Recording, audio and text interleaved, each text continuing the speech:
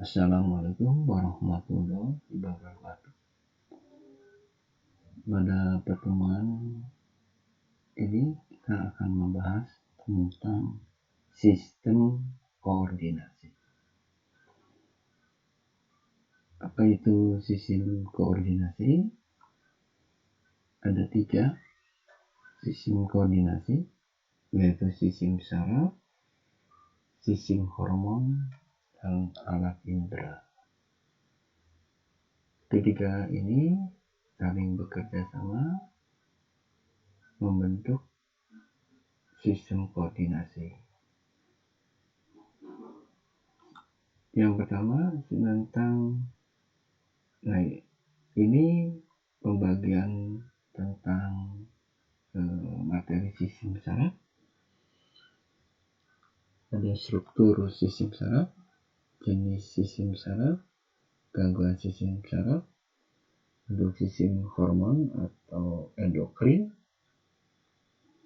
Materinya adalah struktur sistem hormon, jenis sistem hormon, gangguan sistem hormon. Sistem indera, materinya adalah struktur dan jenis sistem indera, gangguan pada sistem indera. Kita akan membahas tentang materi sistem saraf.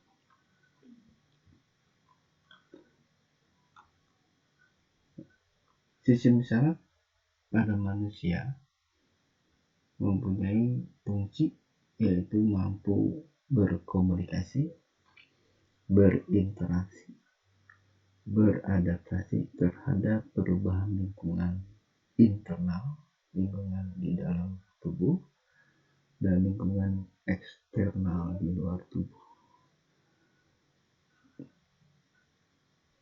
Berikut ini adalah pembagian sistem saraf. Ada saraf pusat, ada saraf tepi. Saraf pusat ada otak, ada sumsum tulang belakang. Untuk otak terdiri dari otak besar, otak tengah, otak kecil, sumsum lanjutan. Saraf tepi terdiri dari saraf somatis atau saraf sadar, terdiri dari 12 pasang saraf keluar dari otak dan 31 pasang saraf keluar dari sumsum belakang. Saraf otonom atau saraf tak sadar terdiri dari saraf simpatik dan saraf parasimpatik. Berikutnya, ini struktur sel saraf. Dendrit yang bercabang pendek, ini badan sel, akson, seludang mielit, kemudian sel Schwann, ini nodus Ranvier, dan ini sinapsis. Ini fungsi sel saraf.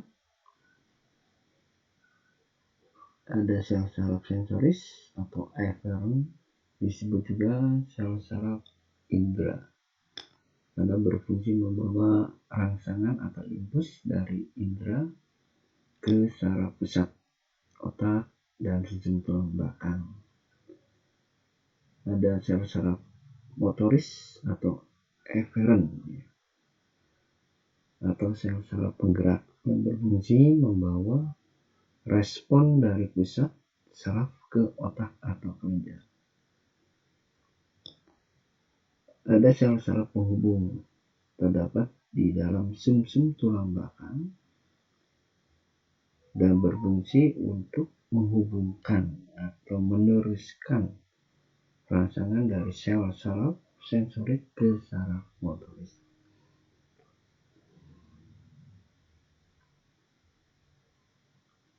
Sekarang bagaimana mekanisme penghantaran impuls? Ada 3 tahap tahapan tentang pengantaran impuls. Yang pertama ada yang disebut dengan tahap istirahat atau polarisasi. Adalah di mana neuron atau sel saraf tidak mengantarkan impuls ekstraseluler di luar sel bermuatan positif dan intraseluler bermuatan negatif di dalam sel ya. Bisa diperhatikan gambarnya. Nah, ini di luar positif dan di dalam negatif. Nah, ini dalam keadaan istirahat. Tahap yang kedua, tahap depolarisasi, di mana neuron mendapat rangsangan. Saluran natrium terbuka dan natrium masuk ke dalam sel. Terjadi perubahan muatan listrik ekstraseluler negatif, intraseluler positif. Lihat di gambar, natrium ya, akan masuk, terjadi perubahan muatan di luar negatif, muatan di dalam positif. Tahap yang ketiga, tahap repolarisasi, yaitu saluran natrium tertutup, saluran kalium terbuka sehingga kalium keluar. Kondisi akan kembali seperti tahap istirahat. Jadi kembali lagi ke tahap istirahat, kalium keluar, di mana terjadi perubahan muatan ekstraseluler positif, intraselulерnya menjadi negatif. Itu tahapan dari penghantar impuls. Berikutnya, di dalam pengaman impuls ada dua jenis gerak. Ada gerak sadar atau gerak disengaja atau disadari, dan gerak refleks atau tidak disengaja atau tidak disadari. Urutan yang pertama, gerak sadar, impuls, reseptor, ini di arah indera di bawah saraf sensoris masuk ke otak ya, terusnya ke otak dan sumsum tulang belakang ya, di saraf pusat. Kemudian dari saraf pusat di bawah tanggapan saraf motorik ya, saraf motor menuju ke efektor atau otot. Ya, di bagian ya, seperti ini reseptor saraf sensoris ya, ini sumsum tulang belakang otaknya. Nah, ini bagi sumsum tulang belakang saraf motorik efektor ya, kemudian bergerak ini. Untuk refleks tidak disengaja, urutannya sama dengan gerak sadar, hanya dari sensori melewati sumsum tulang belakang saja ya. Jadi di sini impuls ya, reseptor oleh indera, kemudian saraf sensorik, nah ini sumsum tulang belakang, kemudian saraf motor dan efektor otot. Nah ini lanjut ke otak, pembagian otak. Nah ini bisa dilihat. Nah ini yang disebut dengan cerebrum, otak besar ya. Bagian depan ini, nah ini otak besar ya. Kemudian ada yang sudah hipotalamus. Nah ini hipotalamus, ini talamus ya. Kemudian pons ya, atau jembatan pons, Ini medula oblongata. Yang cerebellum ya, otak kecil. Apa fungsi dari pembagian otak? Cerebellum adalah mengendalikan mental, tingkah laku, pikiran, kesadaran, kemauan, kecerdasan, kemampuan berbicara dan bahasa. Ini fungsi dari otak besar. Untuk cerebellum, otak kecil berperan dalam koordinasi otak dan menjaga keseimbangan atau sikap tubuh. Menjaga keseimbangan ya. Untuk talamus berfungsi menerima impuls dari reseptor sensorik, menyampaikan informasi ke bagian yang tepat di cerebrum ya, di otak besar. Nah, ini talamus berfungsi menyampaikan dari saraf sensorik ya, reseptor sensorik, kemudian ke otak besar ya. Untuk talamus, hipotalamus berfungsi mengatur suhu tubuh, ya, rasa lapar, haus, marah, lelah dan lain-lain, mengendalikan kelenjar pituitari. Kelenjar pituitari ini hubungannya dengan fungsi endokrin, hormon ya. Medula oblongata. Medula oblongata berfungsi mengendalikan denyut jantung, kecepatan bernapas, dan aliran darah dalam pembuluh darah, gerak menelan, batuk, bersin, bersendawa, dan muntah. Jembatan Swan atau pons adalah menyampaikan sinyal dari cerebrum, otak besar, ke cerebellum, otak kecil, jadi pengantar jembatan. Jadi dari otak besar ke otak kecil ini jembatannya pons atau jembatan pons. Pembagian otak besar atau cerebrum, lihat di gambar. Nah, ini ada 3 bagian atau zona otak besar. Nah, ini yang kita sebut dengan lobus frontal ya, ini bagian depan ya. Nah, ini bagian yang warna kuning ya, tadi warna ungu ya. Ini warna kuning, bagian tengah disebut dengan lobus parental. Kemudian yang di belakang ya warna merah, nah itu kita sebut dengan lobus occipitalis ya. Dan yang samping warna hijau, nah itu yang kita sebut lobus temporal. Nah, ini pembagian otak besar. Fungsi dari lobus ini adalah untuk yang frontal sebagai pusat berpikir, pusat berbicara, berbahasa, berbicara, membaca, mengecap ya. Di sini untuk parental yang di tengah ini berfungsi merasakan dingin, panas, dan rasa sakit ya. Nah, ini hubungannya dengan dingin, panas. Nah, ini kemudian pusat penglihatan ya, bagian belakang yang warna merah. Nah, pusat penglihatan, dan bagian yang di pinggir ya, yang warna hijau temporal. Nah, ini hubungannya dengan pendengaran, penciuman ya, dan pengucapan ini. Nah, ini bisa dilihat ya.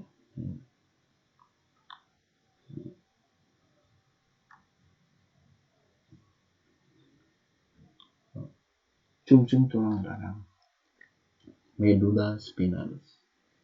Sumsum tulang belakang berfungsi adalah mengendalikan aktivitas refleks.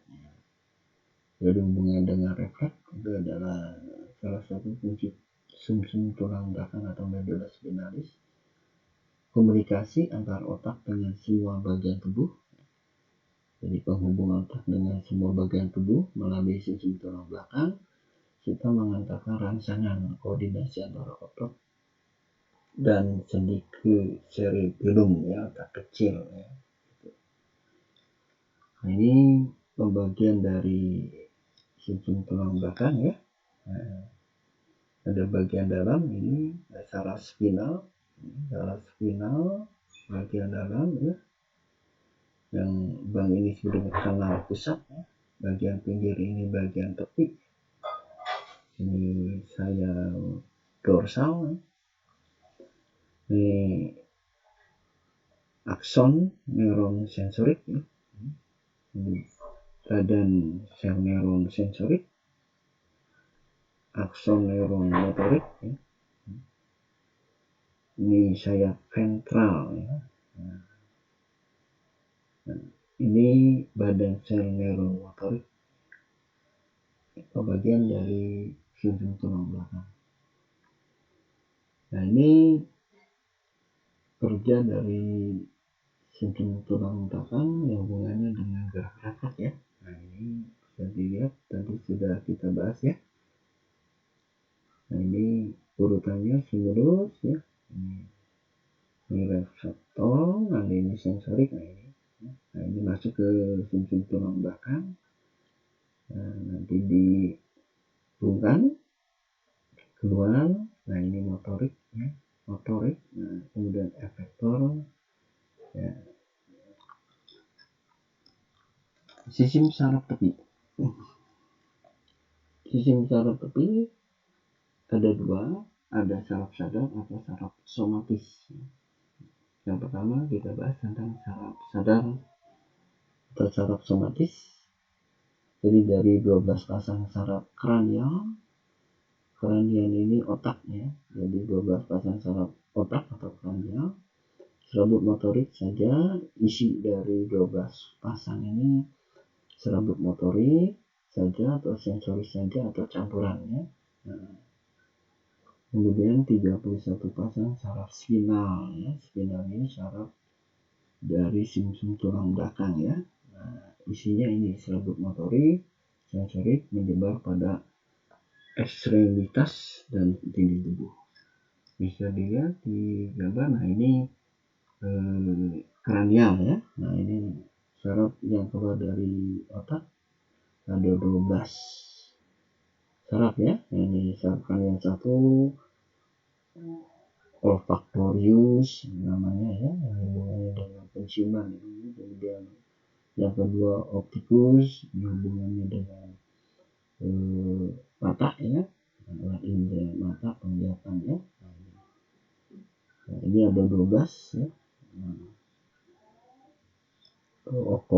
Oculomotorik, motorius, ada trochlearis, trigeminalis, abducens, facialis, vestibulokuler, glossopharyngeal, vagus, accessorius, hypoglossal. 12 pasang ini yang saraf dari sumsum tulang belakang ya, yang 31 pasang ini ya. Sesuai dengan urutannya ini ada 8 pasang saraf spinal cervix ya, C1 sampai C8 ya ini. Pembagiannya ini, nah ini dengan saraf spinal cervix C1 sampai C8 ya. Kemudian 12 pasang spinal thorax ya, bagian thorax ini ada 12 pasang. Kemudian saraf spinal lumbar ya ini. Kemudian bagian bawah ya, ini lumbar sakral ya, 5 pasang sakral.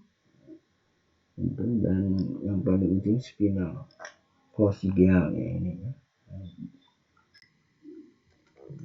Yang saraf tepi yang kedua yaitu sistem saraf otonom atau saraf sadar.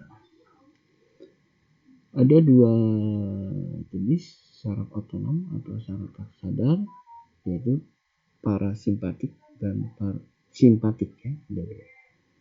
Kedua jenis saraf ini kerjanya berlawanan ya.